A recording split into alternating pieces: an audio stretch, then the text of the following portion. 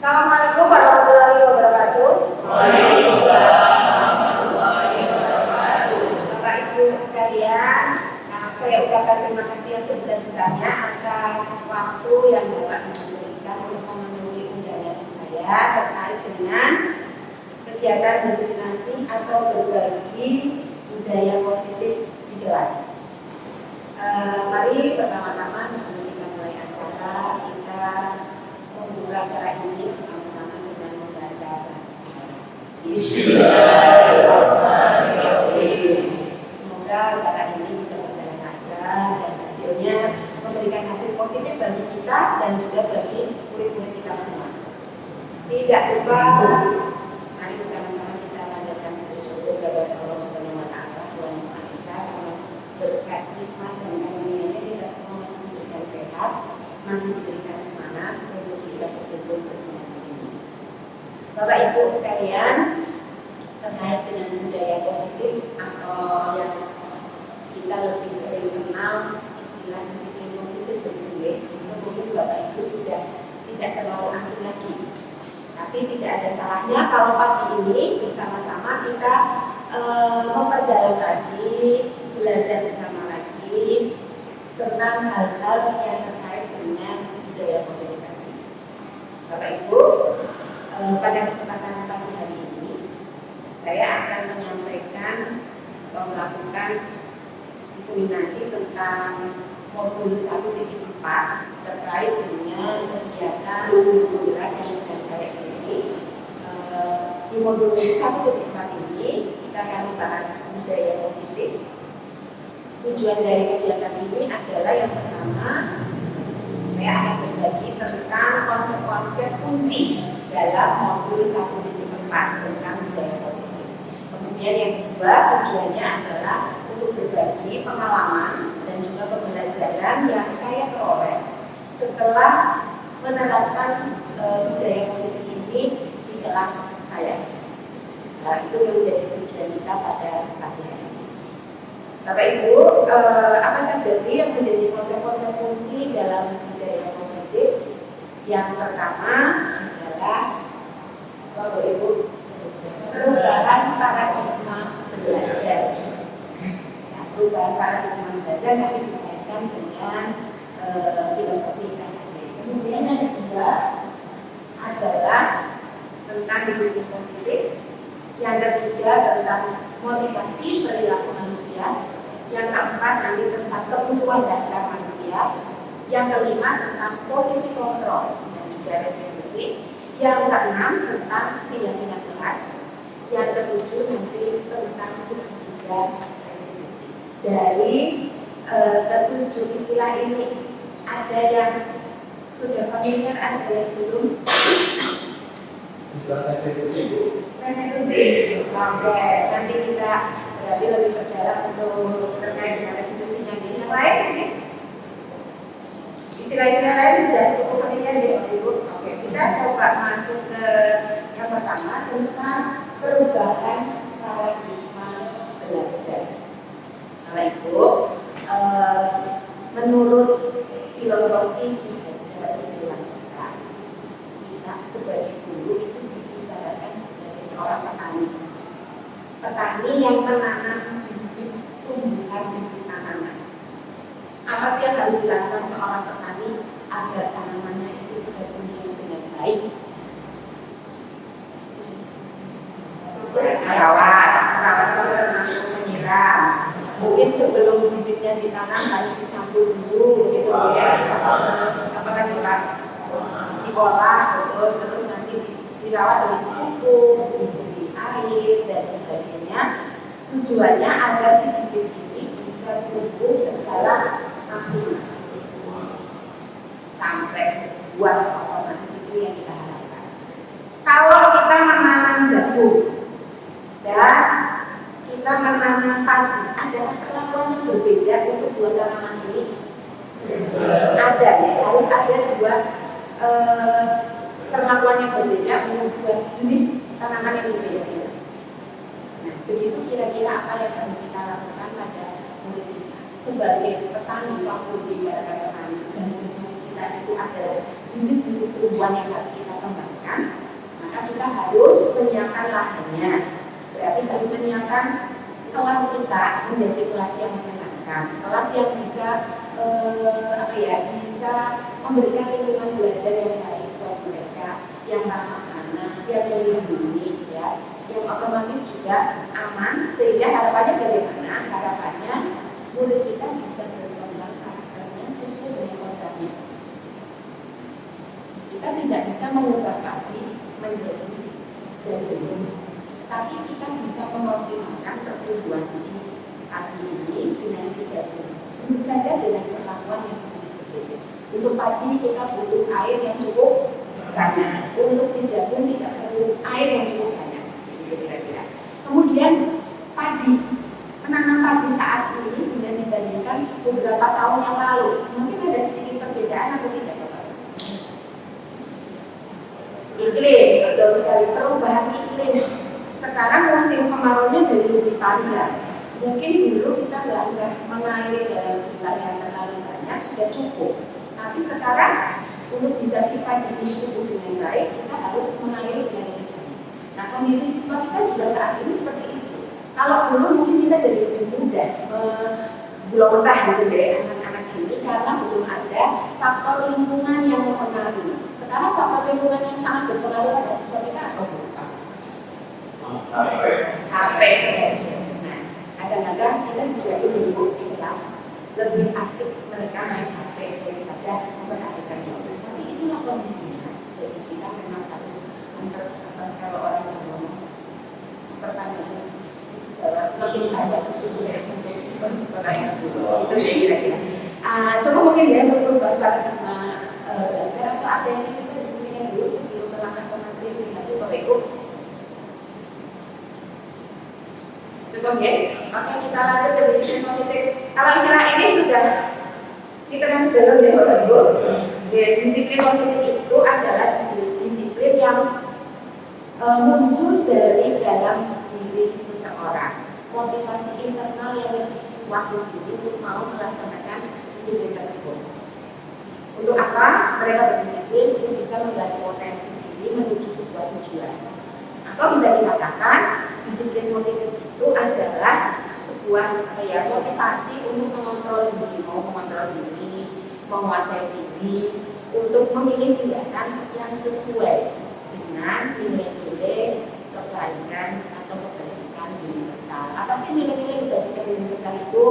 Ya yang semua orang mengakui itu sebagai nilai-nilai kebaikan, tidak melihat tidak melihat ras, tidak melihat agama, tidak melihat latar belakang sosial, semua beranggapan itu tidak dengan baik. Contohnya keadilan, keselamatan, tanggung jawab, kejujuran, rasa syukur, apalagi berprinsip atau berintegritas, itu ya, kasih sayang, rajin, berkomitmen, percaya diri, kesabaran, amanah, dan lain-lain. Semua orang mengakui kalau ini adalah nilai-nilai kebajikan. Terus selanjutnya yang ketiga tentang teori motivasi manusia. Ternyata menurut Dean Hausen, gimana bahasanya Bu? Dean Hausen dalam bukunya Restructuring Social Discipline, School Discipline, ternyata ada 3 motivasi manusia untuk melakukan sesuatu. Yang pertama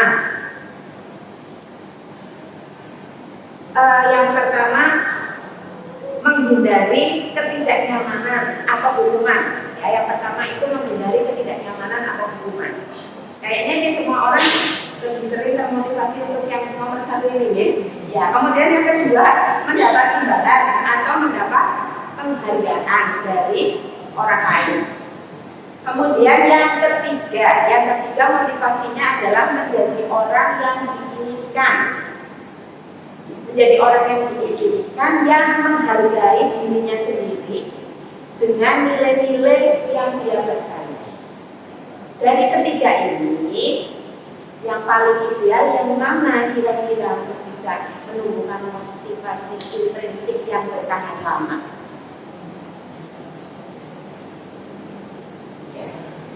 Biasanya harusnya nomor 3, tapi kenyataannya siswa kita atau kita sendirilah kadang-kadang masih berkutat di nomor 1 atau nomor 2. Nah, untuk bisa beralih dari nomor 3 sebagai motivasi utama kita dalam melakukan sesuatu, ini harus senantiasa dari waktu ke waktu kita refleksikan sudah sampai ke sana atau belum. Karena kita sebagai panutan untuk anak kita. Kalau kita bisa meyakini motivasi yang tidak ini, otomatis kita juga bisa menularkan itu kepada siswa-siswa kita semua. Itu dia Bapak Ibu kira-kira tentang teori motivasi manusia. Ada yang ingin disampaikan dulu Bapak Ibu? Atau kita diskusikan terkait motivasi?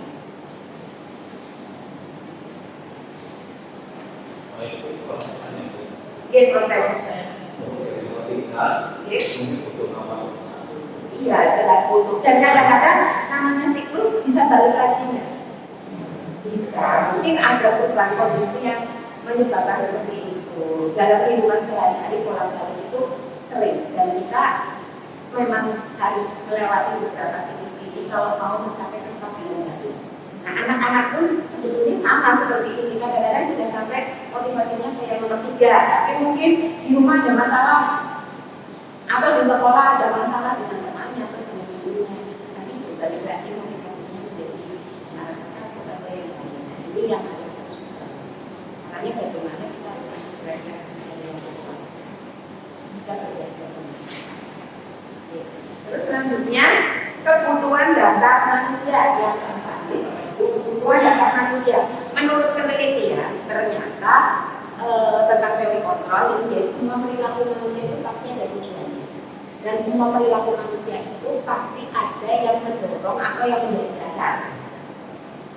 Termasuk juga ketika manusia melakukan kesalahan. Ya, ketika manusia melakukan kesalahan, dia juga punya alasan. Alasannya untuk apa ya? Biasanya untuk memenuhi kebutuhan manusia itu sendiri. Sama halnya kita melakukan hal lain.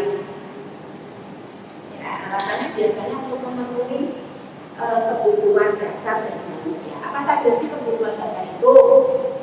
Yang pertama, bertahan hidup. Namanya bertahan hidup itu berarti terkait dengan apa sih? Terkait dengan fisik kita. Jasmani biar bisa bertahan hidup. Untuk yang minimal, berarti minimal terpenuhi apa? Makannya, ada tempat beristirahat, begitu ya. Nah, ini hal-hal yang mendasar sekali bertahan hidup. Kemudian yang kedua, cinta dan kasih sayang atau perasaan penerimaan. Ini yang kadang-kadang tidak semua orang berkesempatan untuk memperoleh yang kedua ini. Yang ketiga, penguasaan atau pengakuan akan kemampuan. Pengakuan akan kemampuan. Ini seringkali disamakan dengan penguasaan. Kemudian yang keempat, kebebasan atau kebutuhan akan pilihan. Yang kelima, kesenangan. Nah, Bapak Ibu, kalau dalam kehidupan kita sehari-hari kita menghadapi murid atau menghadapi siswa, pernahkah kita mencoba memahami kebutuhan mereka satu persatu? Pernah tidak Pak Bu?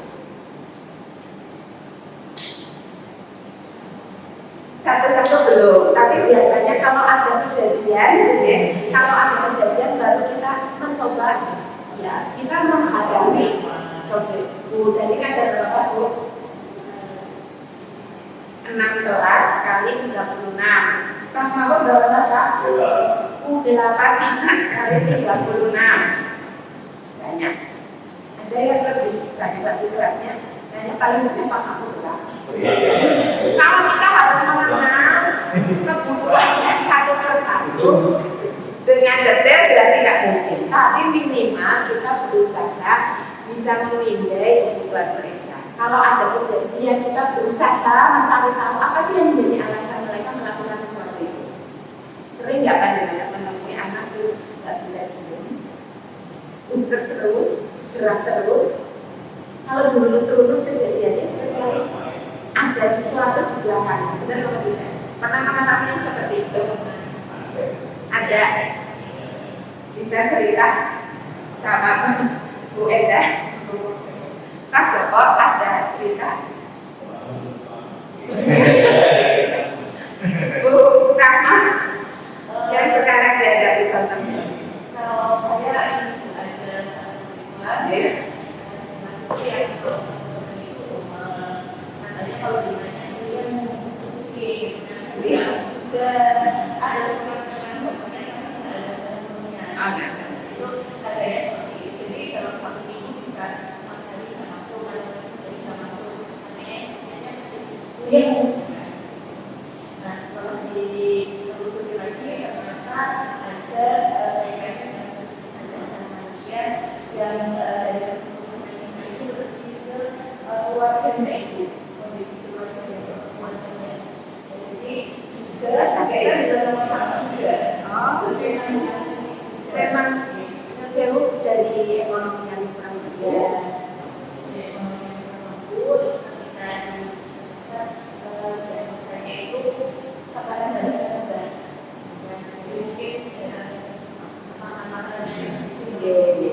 Nah, ini contoh ya. Kalau yang seperti ini jelas kita sudah pernah melakukan semua. Kalau mengenal semua jelas tidak bisa, tapi jika ada kejadian ternyata kita sudah mulai mencari tahu apa sih yang menjadi dasar kembali itu. Dari pengalaman pertama kita tahu anak ini tidak bisa dipersalahkan tidak pernah jalan kaki masuk karena ternyata dia bertahan untuk bertahan hidup saja, makan makanan bergizi saja kurang, otomatis tidak sehat fisik. Belum lagi kondisi keluarga di rumah bisa jadi nggak ada memperhatikan, jadi dia bisa jadi kurang kasih sayang. Jadi Bapak Ibu semoga semakin memahamkan kita semua tentang perlunya kita memahami kebutuhan dasar manusia. Kemudian yang kelima, posisi kontrol. Nah, ternyata melalui serangkaian riset yang berdasarkan apa yang disampaikan oleh Dr. William Glaser, Diana Glaser ini memposisikan ada 5 posisi kontrol yang bisa diterapkan kita sebagai guru, kita sebagai orang tua, atau kita sebagai pimpinan. Kalau kebetulan Bapak sekalian ada yang menjadi pimpinan unit yang ada di sekolah kita begitu ya, yang kebetulan sebagai alek, kepala, kota dan sebagainya ini bisa diterapkan 5 posisi kontrol ini. 5 itu apa saja sih? Yang pertama adalah penghukum. Yang kedua, membuat merasa bersalah. Yang ketiga, posisi kontrolnya sebagai teman. Yang keempat sebagai pemantau. Yang kelima sebagai manajer. Mari kita lihat video berikut.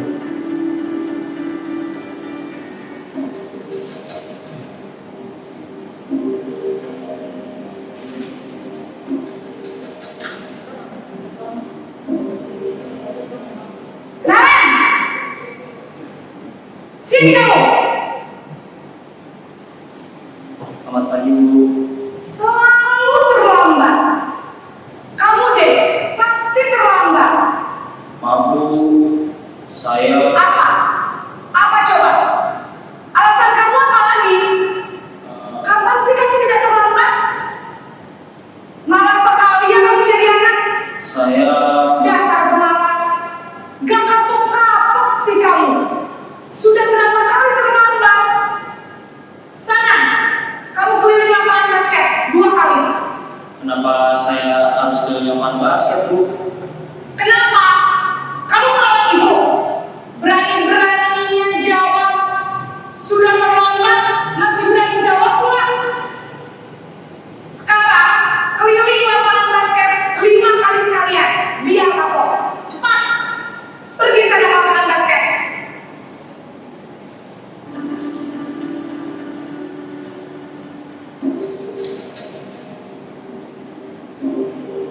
Posisi yang kedua ya Bapak Ibu, membuat merasa bersalah. Naren!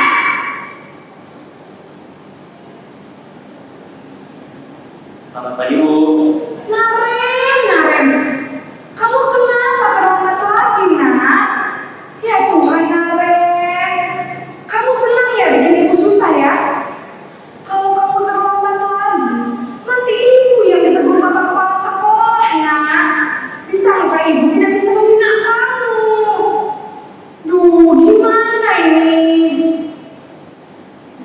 Maaf Bu. Duh Gusti Naren.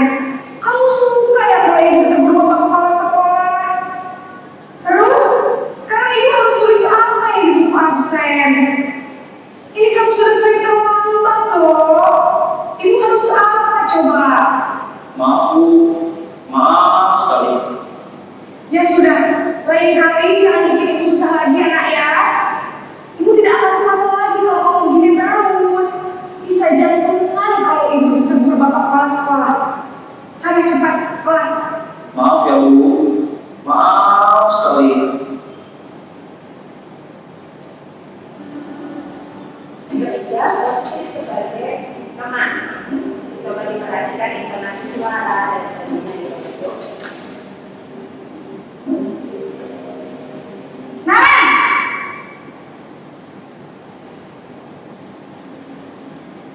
Selamat pagi Bu. Wah, sudah jam berapa ini nak? Terlambat lagi ya saya. Iya Bu. Habis ibu saya membangunkan saya Bu. Kamu malah menyalahkan ibu kamu. Kamu bukannya anak yang paling kencang. Kok terlambat sih? Iya Bu. Saya memang terlambat bangun tadi. Jadi biarpun saya lari kencang, tetap gak kejar Bu. Ya sudah sana. Nanti lain kali larinya lebih kencang lagi ya. Biar gak terlambat lagi. Bikin seneng ibu.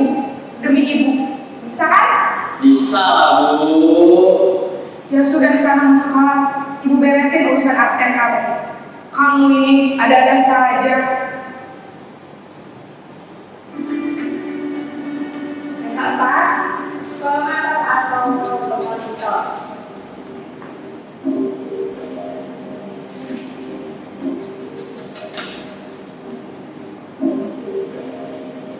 Naren!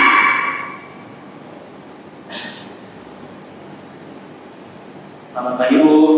Naren, apa peraturan sekolah kita tentang jam berapa kita harus masuk sekolah, nak? Kita harus di sekolah jam 7 Bu.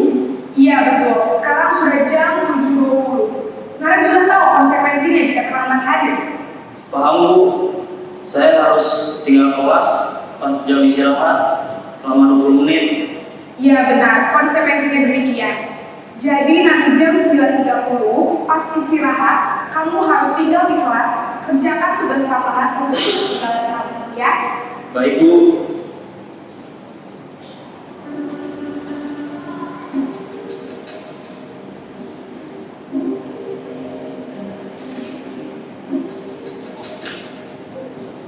Yang terakhir di manajer. Naren!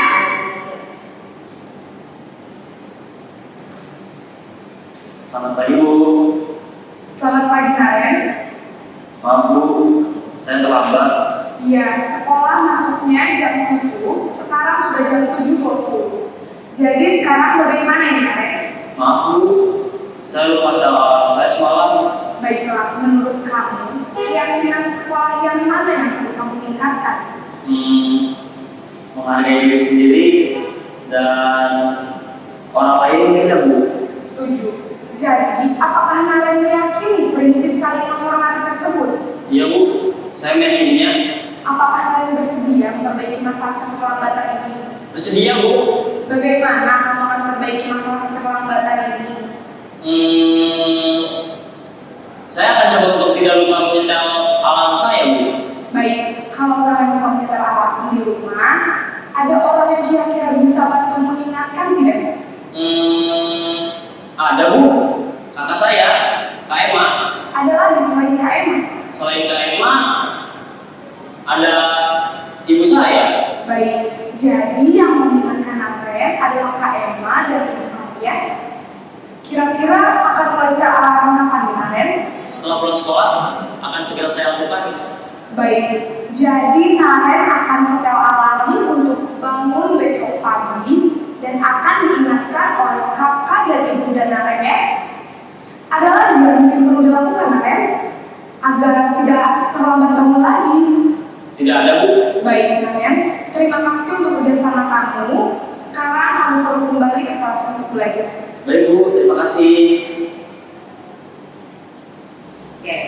Demikian tadi Bapak Ibu contoh 5 posisi kontrol yang bisa diterapkan oleh guru. Menurut Bapak Ibu, mari kita coba buat kesimpulan ya dari 5 posisi kontrol tadi. Yang pertama, sebagai penghukum. Apa ya ciri-cirinya seorang penghukum ini biasanya? Melebar. Terus apa lagi? Mau ngomong saja. Tidak diberi kesempatan si anak ini untuk menyampaikan alasannya. Gitu. Terus apa lagi? Ekspresi-ekspresinya bagaimana ya? Suaranya galak. Oke, itu ciri-ciri seorang. Ada senyum ekspresinya. Oke. Yang kedua, sebagai pembuat perasaan bersalah. Bagaimana ya mereka biasanya bersikap?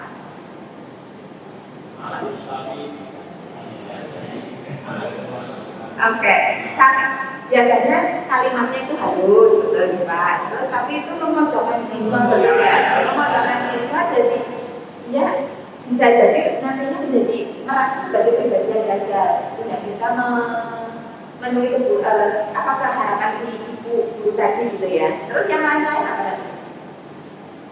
Yang tertangkap tadi. Menyalahkan tapi dengan versi berbeda begitu deh. Yang membuat si anak ini jadi merasa ya saya telah mengecewakan orang-orang yang biasanya seperti itu. Terus yang ketiga, sebagai teman. Kalau teman biasanya bagaimana kalau kita akrab, bahasanya santai, gesturnya juga santai, gitu ya. Terus, oke, begitu. Cenderung nanti juga ada kayak melindungi begitu, benar nggak? Kalau kita lihat ya dia ya, coba melindungi si anak karena kedekatan tadi. Terus yang keempat, sebagai pemantau. Kalau pemantau kaitannya dengan apa tadi di Pak Bu?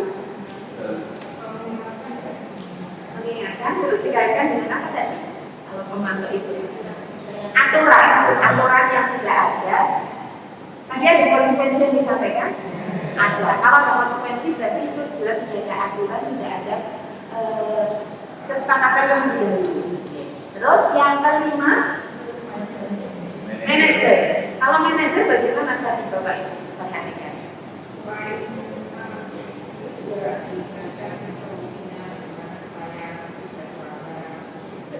Anak tidak langsung gimana lagi diberi kesempatan mendengarkan, lebih alasan betul ya, alasannya apa, terus diajak juga untuk berdiskusi, mencari solusi akan permasalahan. Menurut Bapak Ibu, kelemahannya penghukum itu nopo di Pak Bu? Ada kelemahannya tidak yang penghukum? Apa kelemahannya? Anak biasanya nanti merasa takut. Nah betul. Mungkin sekarang dia takut bilang iya, tapi dia bisa jadi punya dendam gitu ya terhadap guru yang melakukan itu atau terhadap orang tua di situ. Ini nanti takutnya yang saat ini kebelakangnya itu bisa dendam atau bahkan bisa menyebabkan beberapa yang sulit untuk disembuhkan. Kemudian yang kedua sebagai pembuat rasa bersalah. Efektif tidak? Ada efektifnya enggak? Saat itu efektif, sama dengan penghukum tadi, tapi kemudian sama saja ada luka batin juga yang mungkin bisa timbul untuk jangka waktu yang lama. Kemudian yang ketiga sebagai teman, ada bagusnya. Jadi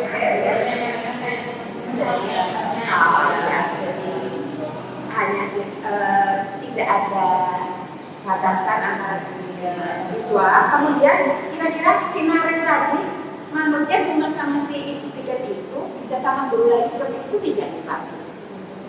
Belum tentu. Bisa jadi manutnya cuma sama satu atau dua orang guru yang sudah merasa diangkat. Terus yang keempat, pemantau.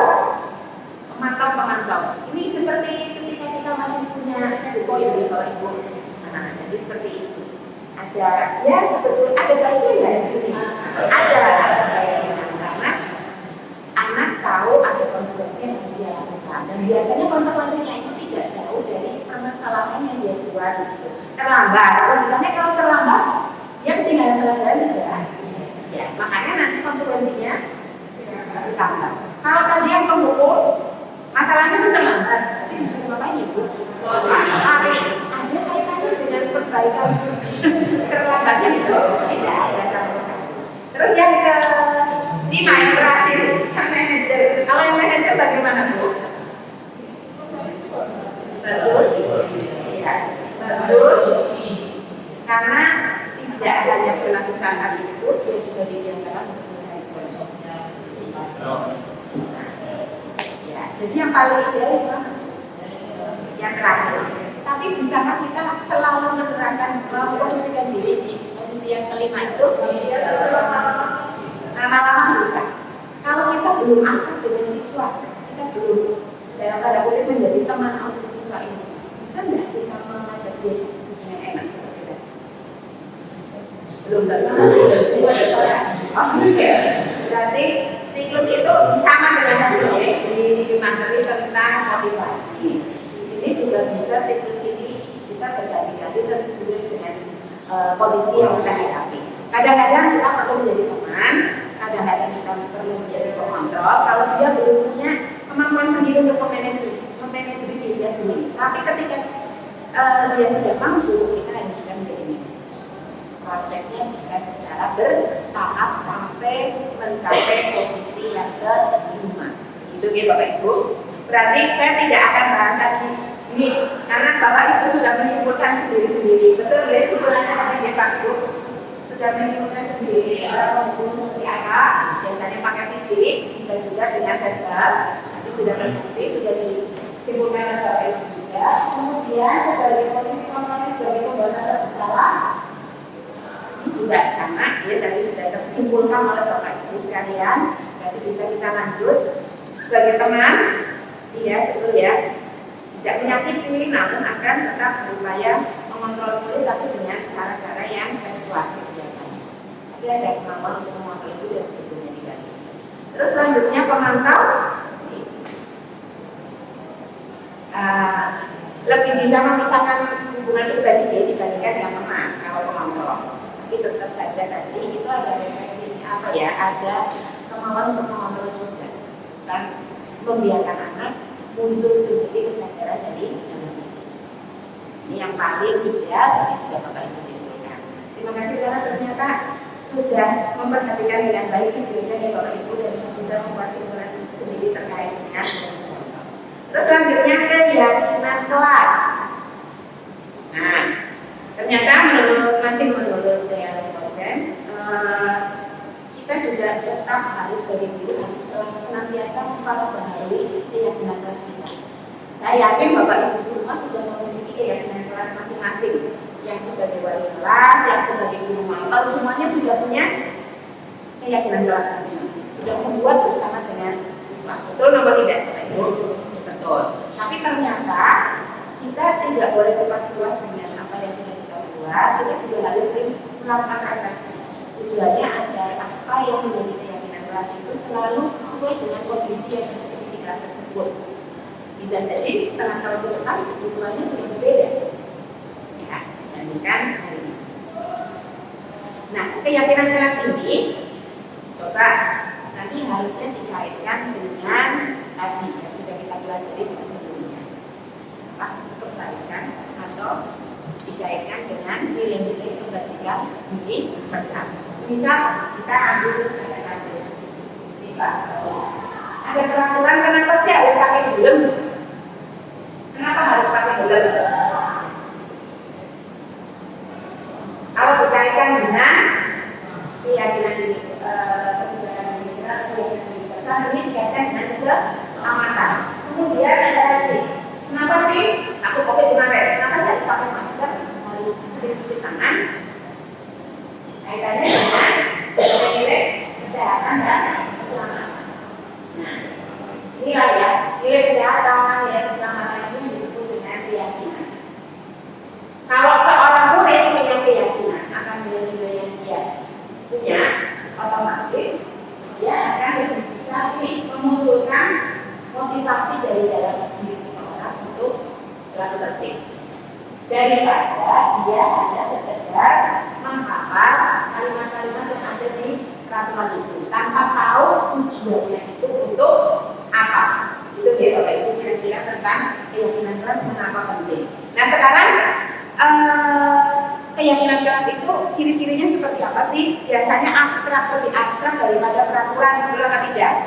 Kalau peraturan kan jelas ya, masuk pukul 7, istirahat pukul 9.15 dan seterusnya. Tapi di sini lebih abstrak karena hanya berisi nilai-nilai kebajikan universal. Terus selanjutnya apalagi? Isinya pernyataan-pernyataan universal. Ya, pernyataannya selalu dibuat dalam bentuk kalimat positif. Oke. Hendaknya tidak terlalu banyak. Kenapa tidak boleh terlalu banyak? Biar mudah diingat oleh seluruh warga kelas lah. Oke. Terus selanjutnya sebaiknya sesuatu itu bisa diterapkan. Jadi memang benar-benar sesuai dengan kondisi yang ada di kelas tersebut. Kemudian keterlibatan semua warga kelas untuk berkontribusi secara aktif dalam pembuatannya, ya, dalam curah pendapat diskusinya, sehingga apa? Mereka nantinya juga mau melaksanakan itu karena sudah berkontribusi secara langsung dengan konsumen. Yang terakhir harus bersedia meninjau kembali keyakinan kelas itu dari waktu ke waktu. Nanti di belakang saya akan katakan tahapan pembuatan keyakinan kelas yang menurut tahapan-tahapan ini. Ya. Saya juga sempat mengulang itu Bapak Ibu, mengulang kembali membuat keyakinan kelas setelah saya tahu tahapan yang harus saya lakukan. Karena mungkin selama ini kita membuat belum terlalu rinci tahap per tahap, sehingga anak kurang paham alurnya seperti apa sih. Nah, nanti di belakang kita lihat bersama-sama.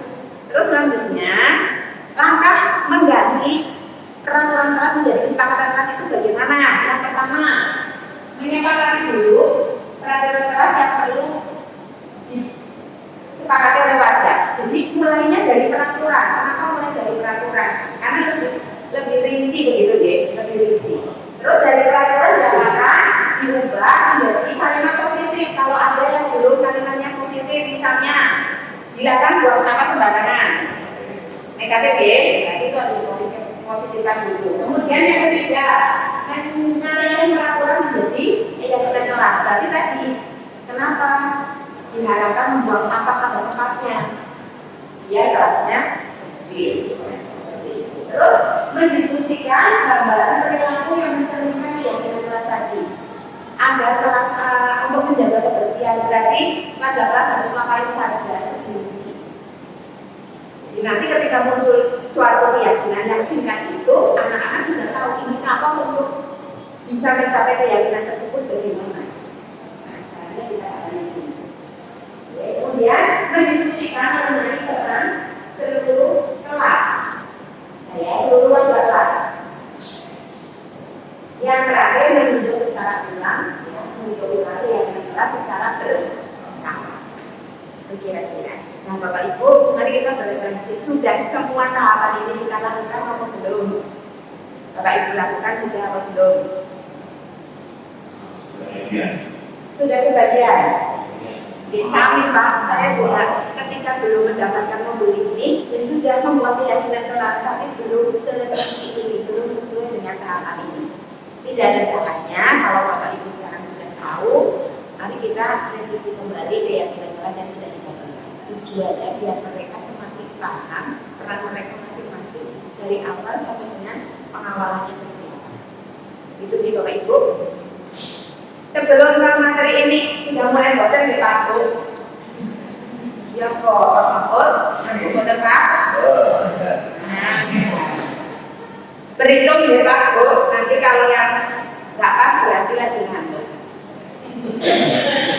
Kalau saya bilang tepuk satu, Bapak Ibu, tepuk sekali. Kalau saya bilang tepuk dua, Bapak Ibu bilang halo. bilang tepuk 3, Bapak Ibu tepuk 3 kali. Kalau saya bilang tepuk 4, Bapak Ibu bilang hai. 4 hai. Bukan. Oke, yang kelima Bapak, kalau tepuk 5, kita coba ya Pak Ibu. Ayo, Bapak Ibu, ini ibu-ibu Bapak Ibu senior. Yang sebelah sini saya kan dari dulu sebentar. Oke, tepuk 1, tepuk 5,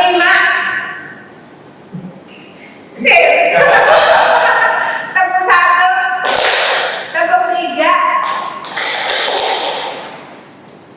tepuk 2. Oke, sudah ya. Cukup apa diulang lagi? Tepuk 4.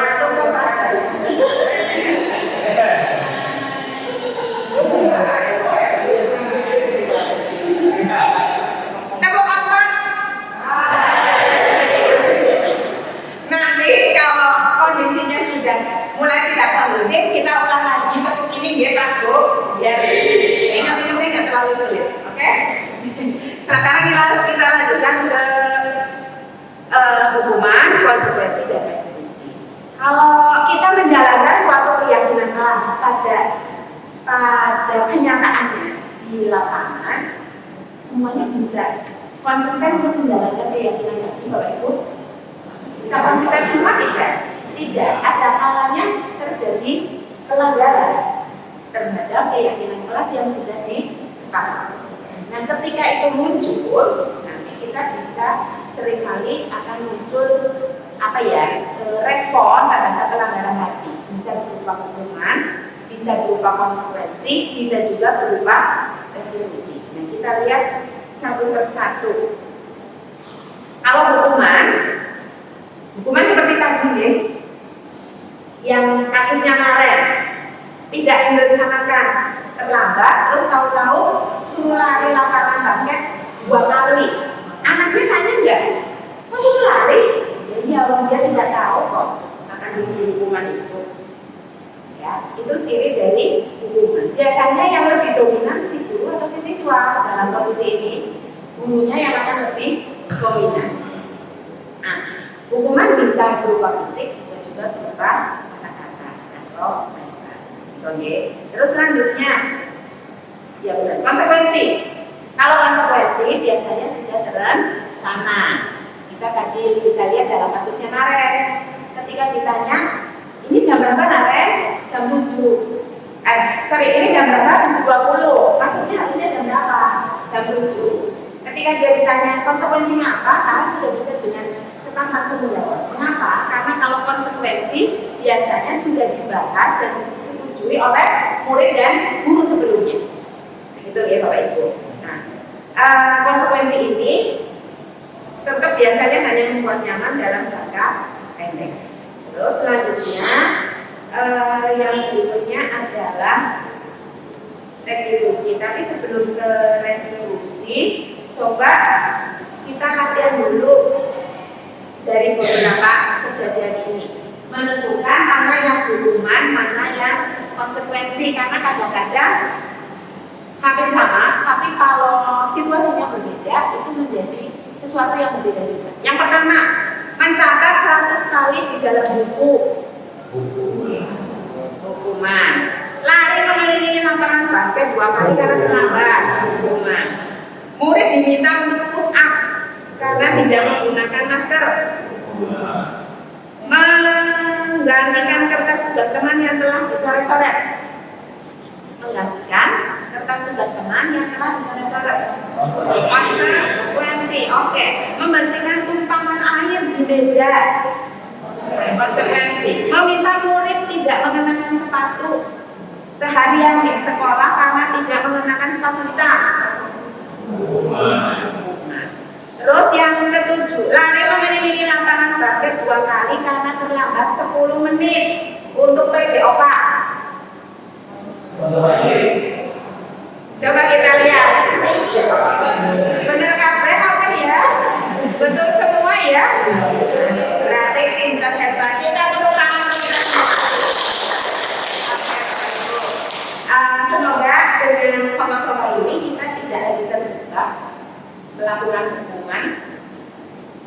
selain konsekuensi ya. Kita lebih baik melakukan konsekuensi kalau memang terpaksa.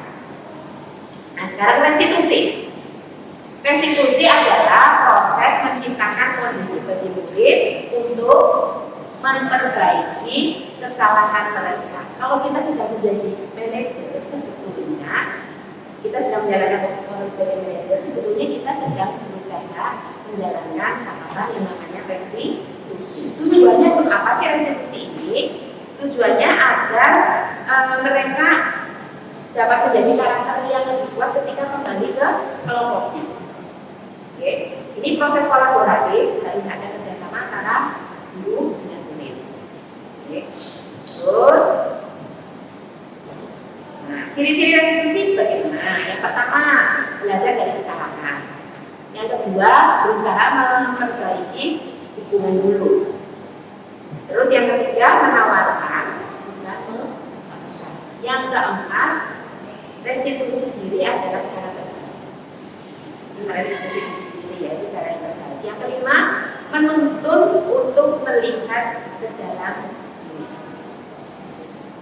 Yang ingin terjadi kejadian seperti apa dan seterusnya. Kemudian yang keenam, mencari kebutuhan dasar yang mendasar. Ya, kemudian berfokus pada karakter, bukan tindakan. Yang kedelapan, berfokus pada solusi. Yang kesembilan, mengembalikan murid yang berbuat salah pada kelompok. Itu restitusi. Jadi, dalam praktek, kalau kita mau mempraktekkan restitusi ketika ada pelanggaran terhadap suatu kesepakatan, kita bisa menggunakan segitiga restitusi yang bertujuan untuk menghasilkan murid yang mandiri, yang bertanggung jawab. Ya, segitiga restitusi itu terdiri dari apa saja sih? Yang pertama, menstabilkan dulu identitas. Menstabilkan identitas itu bagaimana ya? Ini bagian dasar dari segitiga restitusi. Dari kalau orang berbuat salah itu dia sedang dalam kondisi merasa gagal tidak apa? Berarti dia harus diposisikan kembali, identitasnya distabilkan. Kita berarti harus berempati. Semua orang bisa berbuat salah kan? Kita juga bisa berbuat salah. Jadi ini menstabilkan identitas. Kemudian yang kedua, validasi tindakan yang salah. Nah, validasi. Untuk apa sih dia melakukan kesalahan tersebut? Dasarnya apa? Kita kaitkan dengan kebutuhan dasar manusia. Kemudian menanyakan keyakinan. Ya, menanyakan keyakinan. Keyakinannya apa sih? Nilai-nilai keyakinan yang dia anggap tidak dia laksanakan saat itu apa? Masih yakinkah dia? Kalau masih yakin, bagaimana cara dia untuk mewujudkannya atau mengembalikannya? Itu kira-kira.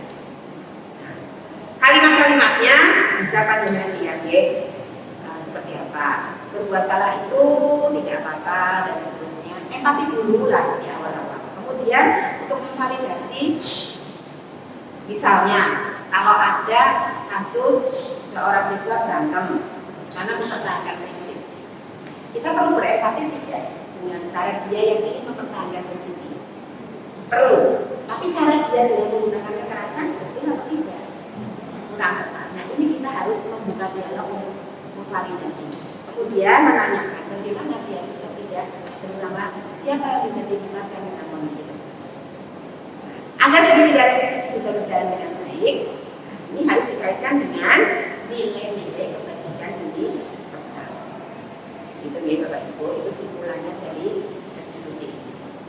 Nah, miskonsep budaya positif. Mari kita lihat sekilas saja nih Bapak Ibu.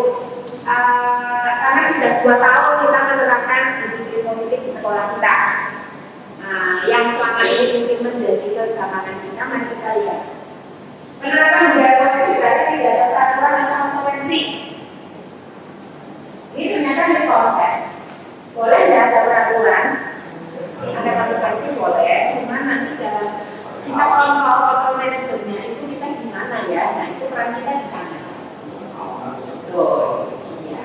Kalau tidak ada peraturan atau konsekuensi, bagaimana kita tahu keyakinan yang pasti ya? Tadi yang berangkatnya dari keyakinan semua sesuai dulu. Nah, nanti ada rinci mana yang indikator yang menunjukkan dia menunjukkan keyakinan tersebut, mana yang tidak. Terus selanjutnya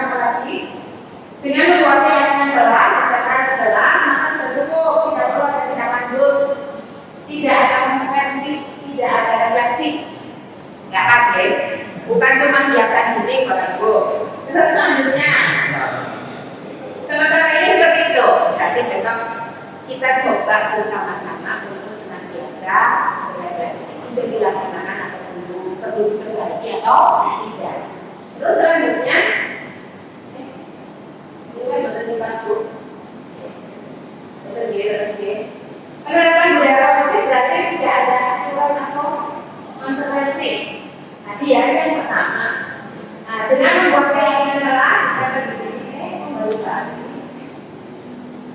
Nah, semua masalah terkait dengan budaya positif diselesaikan dengan restitusi. Sekali kita merestitusi pasti berhasil atau tidak, Pak Bu? Belum tentu. Belum tentu ya. Nah, kadang-kadang kita sudah merasa sudah merestitusi, kok aja guys, terus kita patah arah. Jangan sampai seperti itu. Tadi kebutuhan anak-anak berbeda-beda, tapi sama jago berbeda-beda, Pak Bu. Terus selanjutnya, semua masalah yang terkait dengan budaya positif diselesaikan dengan restitusi. Ini juga belum tentu. Pilihan tindakan yang dilakukan murid dalam proses restitusi ditentukan oleh guru, bukan muncul dari kesadaran murid. Nah, berarti ketika kita berdiskusi, ini kuncinya di Pak Guru, kuncinya ketika berdiskusi. Kita memantik anak untuk berpendapat, bukan kita memasukkan atau memaksakan kehendak kita. Terus selanjutnya, jika murid sudah mendapat restitusi, maka ia tidak perlu lagi mendapat konsekuensi atau aturan yang ada. Tergantung dilihat berat atau tidak. Misalnya kasusnya kasus pencurian, kasusnya kasus kriminal, kita sudah restitusi, perlu harus direstitusi. Tapi kalau itu menyangkut masalah kriminal, ada tindakan lebih lanjut, bisa saja. Dan kita ternyata sudah bisa melakukan itu untuk tangkapannya, walaupun tidak ada pengaturan yang terlalu lagi di sekolah kita. Terus, nah ini diagram gambarannya ya, budaya positif bisa tercipta kalau lingkungannya juga positif. Untuk bisa menciptakan lingkungan yang positif harus ada keyakinan kelas. Keyakinan kelas itu berasal dari mana? Berasal dari peraturan kelas. Tapi yang dipahami oleh anak, apa yang ada di balik peraturan itu dikaitkan dengan keyakinan diri. Demikian guys, Bapak Ibu, kira-kira materi-materi pokok yang terkait dengan modul 1.4 budaya positif.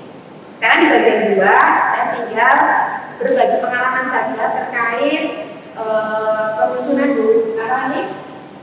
Peraturan kelas ya, yang sudah melaksanakan tahapan penyepakatan dulu peraturan. Anak-anak menulis peraturannya diinginkan apa saja, kemudian nanti dipilah-pilah. Terus tahapan kedua, mengubah peraturan menjadi kalimat positif kalau ada yang belum positif. Terus selanjutnya yang ketiga, menyarikan peraturan menjadi keyakinan kelas. Berarti kedua menjadi nilai-nilai kebajikan diri persatuan kelas. Terus selanjutnya mendiskusikan gambaran perilaku. Jadi mereka tahu nanti kalau harus menjaga kebersihan berarti yang sesuai atau apa yang dikatakan itu apa dengan tabel T. Oke. Terus yang kedua dengan tabel D. Kalau tabel dia rinci, dia sering mengucapkan apa berarti yang terlihat. Yang terlihat berarti aktivitasnya atau perilakunya. Perilakunya seperti apa? Juga terkait dengan indikator yang kalau mau memang ada rinci seperti itu. Terus selanjutnya mendiskusikan mengenai peran seluruh anggota kelas. Bagaimana kalau terjadi pelanggaran, kunci teman itu apa, seperti apa dan seterusnya. Terus selanjutnya hasil penyusunan kesepakatan kelas yang dibuat seperti ini. Oke. Apa sih yang bisa saya pelajari hal positif dari kegiatan tersebut? Murid ternyata antusias. Murid juga aktif untuk berpendapat ketika penyusunan, terus otomatis murid juga menjadi puas dengan hasilnya karena itu hasil curah pendapat mereka sendiri. Terus murid terbiasa melaksanakannya. Tapi ini berapa ya? 1 bulan di kelas yang baru ini dia tetap saja ada yang masih melanggar. Itu tantangannya ya. Belum semua mau mengingatkan juga kalau ada temannya yang melanggar. Nah ini menjadi tantangan dan solusinya saya sebagai guru harus atau bertekad untuk selalu mengingatkan kesepakatan kelas yang ada, nilai-nilai positif yang ada, agar mereka bisa muncul kesadaran dari dalam diri. Niatnya juga nanti akan ada refleksi secara mendalam terkait keyakinan kelas tersebut. Itu dia Bapak Ibu, itu untuk terkait dengan keyakinan kelas yang sudah saya buat dan apa yang saya rasakan. Terus selanjutnya mari kita lihat praktek restitusi yang saya buat berdasarkan ada satu. Boleh terangkan? Kenapa kamu terlambat,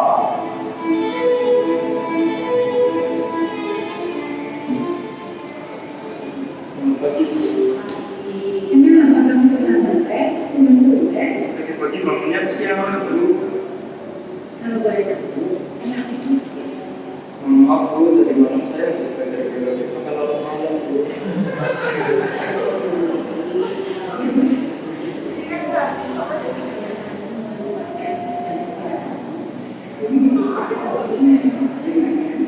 Ya mohon maaf Bu, sebenarnya tadi pagi jam 5 udah nyala alarmnya Bu, tapi saya mau tidur, saya tidur lagi. Kalau seperti ini kejadiannya,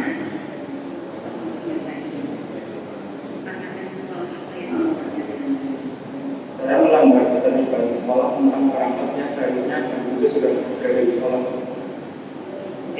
untuk memperbaiki kejadian lagi ke depan, apa rencananya?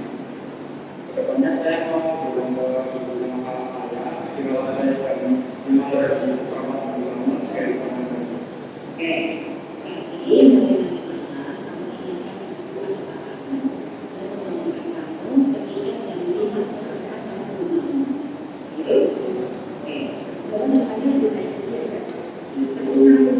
Terima kasih Bu. Siap Bu.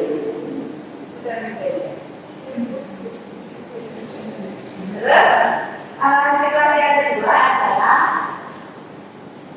murid tertidur di kelas.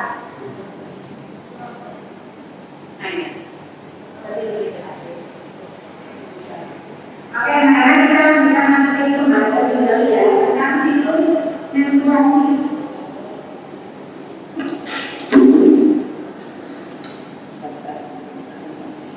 Iya Bu. Mantuk Bu. Baik Bu.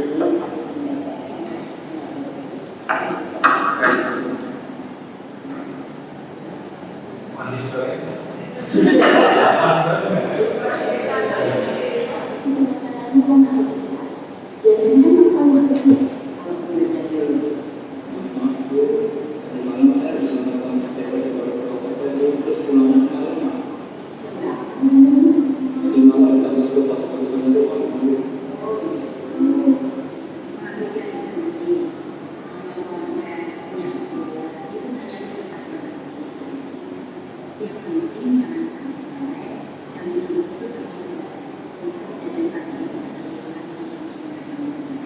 Ya Bu, mohon maaf Bu, karena saya terlalu suka sama mantannya, jadi saya sambil lupa waktu Bu. Jadi mohon maaf Bu.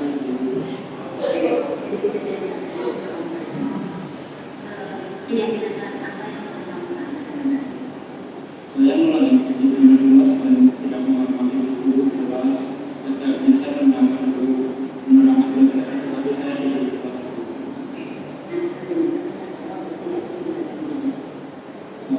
Karena saya akan mengisi waktu agar saya tidak terlalu mengatur, jadi bagian saya tidak mengatur. Atau jika tetap mengatur, saya akan dijadwal kelas untuk cuci muka hari kedua.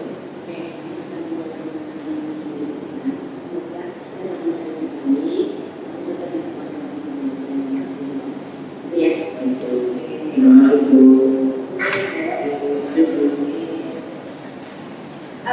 Pengalaman terkait dengan apa yang saya lakukan ini terekam dari testimoni si anak. Saya Jabir Bapak Anda dari kelas 12C. Di sini saya akan menyampaikan saya merasa nyaman atas penanganan masalah yang dilakukan oleh Bu Cahya. Karena pada masalah ini saya tidak langsung menyalahkan saya, tetapi mengajak saya berdiskusi. Saya diajak mengidentifikasi, mencari akar masalah dan mencari solusi dari masalah saya tersebut. Kedepannya semoga saya dapat membagi waktu dan menghargai orang lain. Terima kasih.